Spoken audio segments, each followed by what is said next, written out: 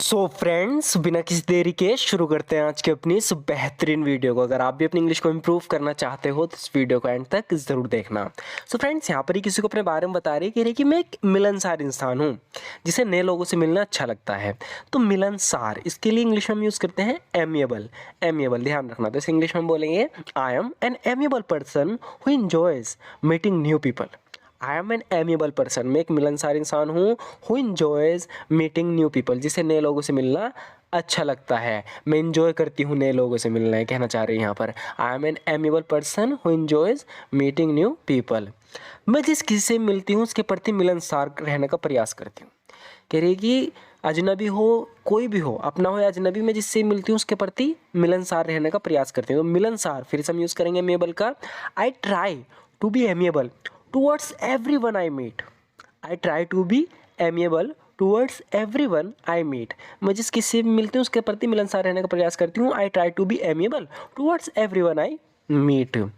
मुझे नए लोगों से मिलना और नए दोस्त बनाना अच्छा लगता है। इंग्लिश में हम कह सकते हैं कि I enjoy meeting new people and making new friends. I enjoy meeting new people and making new friends. मुझे नए लोगों से मिलना और नए दोस्त बनाना अच्छा लगता है। कल मैं एक लड़की से मिला जो काफ़ी मिलनसार लग रही थी। यहाँ पर ये अपने दोस्त से बता रहा है, कह रहा है कि I met a girl yesterday and she came across as quite amiable. यहाँ पर केम अक्रॉस का मतलब है कि मुझे बात करके उसको पता चला कि वो काफ़ी मिलनसार है ना। जब बात करके कोई पता चलता है हमें कि सामने वाला बंदा कैसा है। तो यहाँ पर बता रहा है कि I met a girl yesterday and she came across as quite amiable. कल मैं एक लड़की से मिला जो काफ़ी मिलनसार लग रही थी। ऐसे भी कह सकते हैं कि I met a girl yesterday who appeared quite amiable. I met a girl yesterday who appeared quite amiable, यानी कल मैं एक लड़की से मिला जो काफ़ी मिलनसार लग रही थी। तो दो तरीके से, या तो हम ऐसे कहेंगे I met a girl yesterday and she came across as quite amiable, या ऐसे कहेंगे I met a girl yesterday who appeared quite amiable. यहाँ पर यूज़ एमिएबल का ही होगा मिलनसार के लिए। उस लड़की से बात कर मुझे बहुत अच्छा लगा। I really enjoyed talking to that girl. I really enjoyed talking to that girl, यानी उस लड़की से बात करके मुझे बहुत अच्छा लगा। I really enjoyed talking to that girl. तुम सिर्फ खूबसूरती नहीं, मिलनसार भी हो। यहाँ पर ये किससे कह रहा है कि you are not just beautiful but also amiable. You are not just beautiful but also amiable, बता रहा है कि तुम सिर्फ खूबसूरत नहीं बल्कि मिलनसार भी हो। You are not just beautiful but also amiable. मुझे यहाँ का माहौल बिल्कुल भी अच्छा नहीं लगता। इसे इंग्लिश में हम बोलेंगे I find the atmosphere here completely unpleasant. कोई चीज़ प्लीजेंट है यानी हमें अच्छा लग रहा है, अच्छी लग रही हो, प्लीजेंट है इससे हमें काफ़ी अच्छा लग रहा है। लेकिन अगर वो अनप्लीजेंट है तो इसका मतलब तुम्हें वो अच्छी नहीं लग रही, तुम उससे खुश नहीं हो। तो यहाँ पर कह रहा है कि I find the atmosphere here completely unpleasant, यानी यहाँ बहुत भीड़ भाड़ है, काफ़ी शोर हो रहा है, तो इसलिए कह रहा है कि I find the atmosphere here completely unpleasant. देखो, एटमॉस्फेयर माहौल के लिए यूज़ करते हैं, वातावरण के लिए, लेकिन इसके लिए एक वर्ड और यूज़ करते हैं जी, जैसे कि यहाँ पर ये कह रहा है कि I find the ambience here entirely unpleasant. I find the ambience here entirely unpleasant. तो यहाँ पर एम्बियंस का यूज़ हुआ है, एम्बियंस, एम्बियंस इसके क्या मतलब है, माहौल, वातावरण। I find the ambience here entirely unpleasant. बता रहा है कि यहाँ बहुत भीड़ भाड़ है। इंग्लिश में हम कह सकते हैं कि there is a lot of congestion here. There is a lot of congestion here, यानी यहाँ बहुत भीड़ भाड़ है। There is a lot of congestion here, या ऐसे भी कह सकते हैं कि this place is quite packed, यानी ये बिल्कुल पैक हो चुका है, मतलब लोग भर चुके हैं इसमें। This place is quite packed, इसका मतलब है कि ये जगह काफ़ी खचाखच भरी हुई है। This place is quite packed, ये जगह काफ़ी खचाखच भरी पड़ी है। This place is quite packed. काश मैंने इस यूनिवर्सिटी में एडमिशन ना लिया होता। तो पछता रहा है यहाँ पर एडमिशन लेकर, कह रहा है कि I wish I hadn't taken admission in this university. I wish I hadn't taken admission in this university, काश मैंने इस यूनिवर्सिटी में एडमिशन ना लिया होता। I wish I hadn't taken admission in this university. ऐसे भी कह सकते हैं कि I wish I hadn't applied to this university. लेकिन यहाँ पर एक बात का ध्यान रखना, पास्ट में कुछ हो चुका है उस पर हम कह रहे हैं कि काश ऐसा ना हुआ होता। तो यहाँ पर आई विश के बाद है ना, हम पास्ट परफेक्ट का यूज़ करते हैं जिसमें हम हैड का यूज़ करते हैं।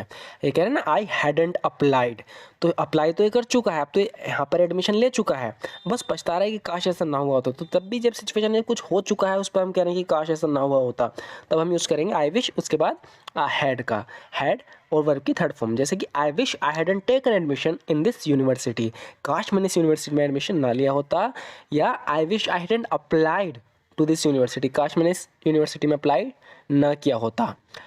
तुम्हें अपने खिलौने हर जगह नहीं बखेरने चाहिए, बाद में उन्हें ढूंढना कठिन है। तो यहाँ पर इसका कोई छोटा बच्चा है जिसने इसके ऑफिस में चारों तरफ अपने खिलौने फैला दिए, तो यहाँ पर ये कह रहा है कि you shouldn't scatter your toys everywhere, you shouldn't scatter your toys everywhere, तुम्हें अपने खिलौने हर जगह नहीं स्कैटर करने चाहिए, नहीं बखेरने चाहिए। It's hard to find them later, बाद में उन्हें ढूंढना हार्ड हो जाता है, मुश्किल हो जाता है। You shouldn't scatter your toys everywhere, it's hard to find them later. सभी बिखरे हुए खिलौनों को उठाकर एक जगह रखो। अब इस इंग्लिश में हम कैसे, ये तो हमें पता चल गया कि बिखरा हुआ, इसके लिए तो हम स्कैटर्ड का यूज़ करेंगे, तो इसको इंग्लिश में हम बोलेंगे pick up all the scattered toys and keep them in one place. Pick up all the scattered toys, कोई भी चीज़ कमरे में बिखरी पड़ी है उसके बारे में हम कह रहे हैं कि pick up all the scattered, जो भी चीज़ है उसका नाम लेना। यहाँ पर पूरे कमरे में खिलौने बिखरे पड़े हैं तो हम कह रहे हैं कि pick up all the scattered toys and keep them in one place, pick up all the scattered toys and keep them in one place, सभी बिखरे हुए खिलौनों को उठाकर एक जगह रखो। ध्यान रहे आगे से ऐसा नहीं होना चाहिए। Make sure this doesn't happen again in the future, make sure this doesn't happen again in the future, यानी इस चीज़ का मेक श्योर करना, यानी कि श्योर करना कि दोबारा ऐसा ना हो। Make sure this doesn't happen again in the future.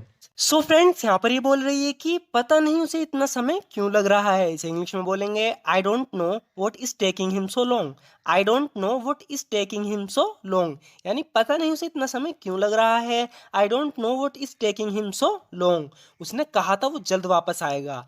He said he would be back soon, he said he would be back soon, यानी उसने कहा था वो जल्द वापस आएगा।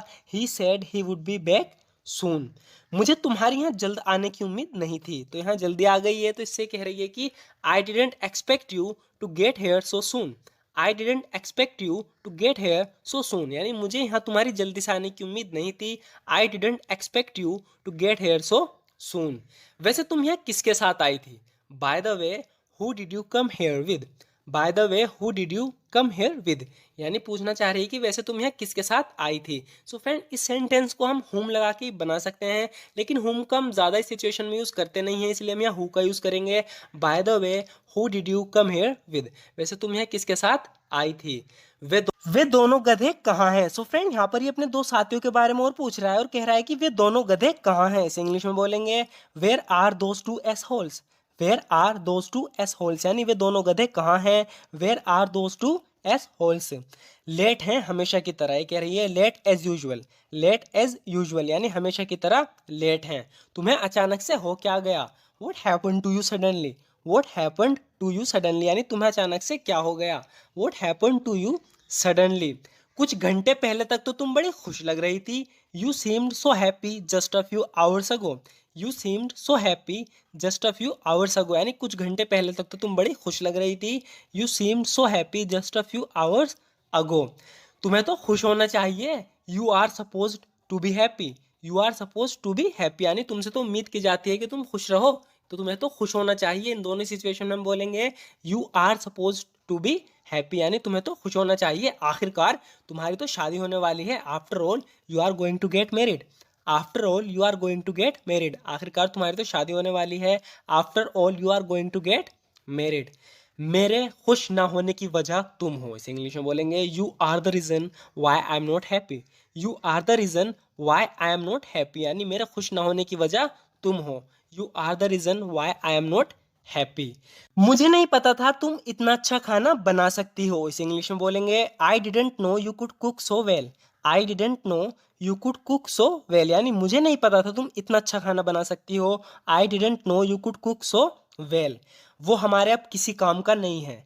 ही is of no use to us any more, he is of no use to us any more, कह रही है कि वो अब हमारे किसी काम का नहीं है।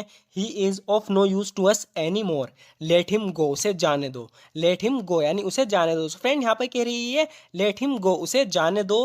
He is of no use to us any more, वो अब हमारे किसी काम का नहीं है। काश तुमने मुझे तभी सच बता दिया होता। I wish you had told me the truth then. I wish you had told me the truth then, यानी काश तुमने मुझे तभी सच बता दिया होता। I wish you had told me the truth then. मुझे नहीं लगा था बारिश इतनी देर तक होगी, इसे इंग्लिश में बोलेंगे आई didn't think the rain would last so long. I didn't think the rain would last so long, यानी मुझे नहीं पता था बारिश इतनी देर तक होगी। I didn't think the rain would last so long. तुम इतनी जल्दी क्यों जा रही हो? Why are you living so soon. Why are you living so soon, यानी तुम इतनी जल्दी लीव क्यों कर रही हो, इतनी जल्दी क्यों जा रही हो। Why are you living so soon. I am sorry if my words hurt you. So friend यहाँ पर ये कह रही है कि माफ करना अगर मेरी बातों ने, मेरे शब्दों ने तुम्हें हर्ट किया हो, तुम्हें चोट पहुंचाई हो। तो माफी मांग रही है, कह रही है कि I am sorry if my words hurt you, यानी I am sorry if my words hurt you, यानी माफ करना अगर मेरी बातों ने तुम्हें चोट पहुंचाई हो। यहाँ उनमें से कोई भी नहीं है। Neither one of them are here. Neither one of them are here, यानी यहाँ उनमें से कोई भी नहीं है। Neither one of them are here. क्या होता अगर तुम्हें कुछ हो जाता? तो यहाँ अपने लड़के से कह रही है कि उसने कोई गलती की है, तो ये कह रही है कि what if something had happened to you. What if something had happened to you, यानी क्या होता अगर तुम्हें कुछ हो जाता। What if something had happened to you. तुमने ये मुझसे राज क्यों रखा? Why have you kept it a secret from me. Why have you kept it a secret from me, यानी तुमने ये मुझसे राज क्यों रखा। Why have you kept it a secret from me.